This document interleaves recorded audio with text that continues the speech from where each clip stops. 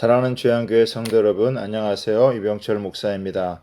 오늘도 지혜의 말씀을 배우고 익히는 가운데 하늘 평안을 누리며 살아가는 복된 날이 되길 바랍니다. 10월 21일 수요일 셀라이프는 지혜를 배우고 가르치라 란 제목으로 본문은 잠언 23장 9절에서 23절까지 말씀입니다. 우리는 잠언 22장 17절부터 24장 34절까지 나오는 30개의 가르침을 하나씩 살펴보고 있습니다. 마치 학생들이 교과서를 다 배운 후에 요점을 정리하듯 많은 지혜들 중에 30가지의 교훈을 요점 정리해 주고 있습니다. 적어도 하나님의 지혜를 배우는 자들은 이 30개의 가르침을 잘 준수해야 합니다. 오늘은 10번째 가르침부터 16번째 가르침을 살펴보겠습니다. 10번째는 미련한 자에게 많은 말을 하지 말라는 것입니다. 9절에 보면 미련한 자의 귀에 말하지 말지니 이는 그가 내 지혜로운 말을 업신 여길 것임이라고 했습니다. 미련한 자는 하나님의 말씀의 가치를 인정하지 않습니다. 이런 사람들은 하나님의 말씀의 가치를 모르기 때문에 아무리 이야기를 해도 비웃고 업신여기만 할 것입니다. 이런 사람들은 하나님의 깊은 진리의 말씀에 대해서 관심이 없고 또 알아듣지 못합니다. 그러니 오히려 이들에게 많은 말을 하기보다는 상식적인 이야기를 하는 것이 훨씬 더 효과적일 것입니다. 11번째는 지게석을 함부로 옮기지 말라는 것입니다. 10절과 11절에 옛 지게석을 옮기지 말며 고아들의 밭을 침범하지 말지어다. 대저 그들의 구속자는 강하시니 그가 너를 대적하여 그들의 원한을 풀어주리라고 했습니다. 다른 사람의 땅이나 약한 자들의 것에 욕심을 내서는 안 됩니다. 하나님의 백성들이 눈에 보이는 것을 너무 탐내서는 안 되는 것은 하늘의 어마어마한 우리의 복이 있기 때문입니다. 하나님의 백성의 구속자는 강하신 하나님이시기 때문에 이들의 것을 빼앗는 자는 하나님이 대적하여 그 원한을 풀어주십니다. 그러므로 탐욕에 빠져 다른 사람의 것을 취하면 반드시 대가를 지불하게 됩니다. 12번째는 자녀들을 말씀으로 교훈하라는 것입니다. 12절에서 14절에 보면 훈계에 착심하며 지식의 말씀에 귀를 기울이라. 아이를 훈계하지 아니하려고 하지 말라. 채찍으로 그를 때릴지라도 그가 죽지 아니하리라. 내가 그를 채찍으로 때리면 그의 영혼을 수월에서 구원하리라고 했습니다.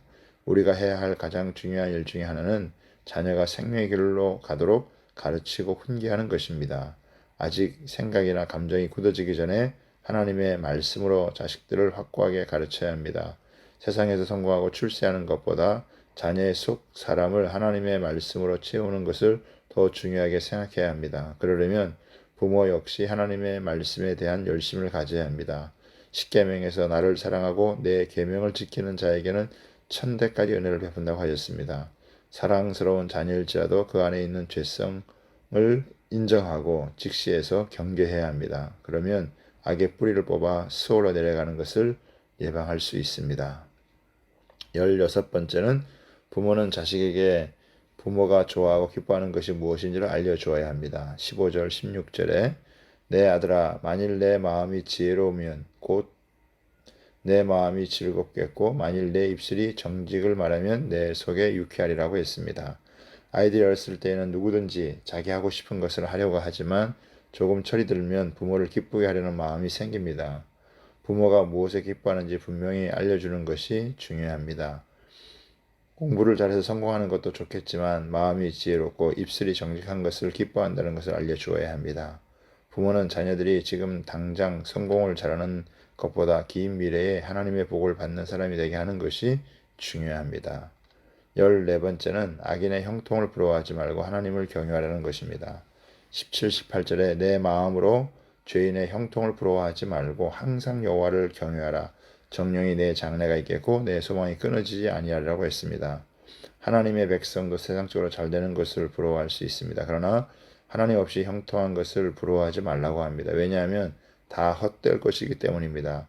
대신 항상 여호와를 경유하라고 합니다. 즉 하나님을 늘 인식하며 살아가면 하나님께서 우리의 미래를 아름답고 축복되게 하십니다.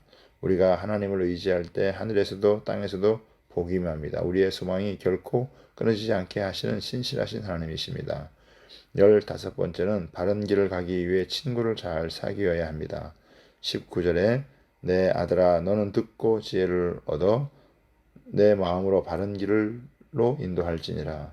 술을 즐겨하는 자들과 고기를 탐하는 자들과 더불어 사귀지 말라. 술 취하고 음식을 탐하는 자는 가난해질 것이요 잠자기를 즐겨하는 자는 헤어진 옷을 입을 것이라고 했습니다. 우리는 위험한 세상에서 바른 길을 가기 위해서는 지속적으로 하나님의 말씀을 앞세우고 따라가야 합니다. 그런데 바른 길을 가기 위해서는 탐욕적인 친구를 가까이 해서는 안 됩니다.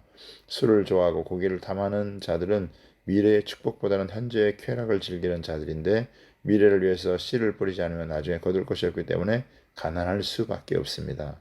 16번째는 부모를 청종하고 공경하는 것입니다. 22절에 너 낳은 아비에게 청종하고 내 늙은 어미를 경히 여기시 말지니라고 했습니다. 사람이 어느 정도 크면 부모의 도움이 필요 없어집니다. 어떤 사람은 성공하고 난 후에 부모의 말씀을 듣지 않고 오히려 무시하는 사람들도 있습니다. 그러나 부모를 공경해야 하는 이유는 부모가 힘이 있고 없어서가 아니라 우리는 부모의 존재나 헌신적인 사랑이 없었더라면 아예 이 세상에 존재할 수 없었던 자들입니다. 즉 부모에게 전적으로 사랑의 빚을 지고 있기 때문에 부모를 공경해야 합니다. 하나님은 부모를 공경하는 자들이 장수와 아울러 이 땅에서 잘 되게 하신다고 약속하고 있습니다. 오늘 우리가 살펴본 이런 교훈들 하나씩 잘 묵상하고 실천해서 하나님의 축복을 잃어버리지 않고 누리고 살아가는 복된 믿음의 성도들이 되길 바랍니다. 감사합니다.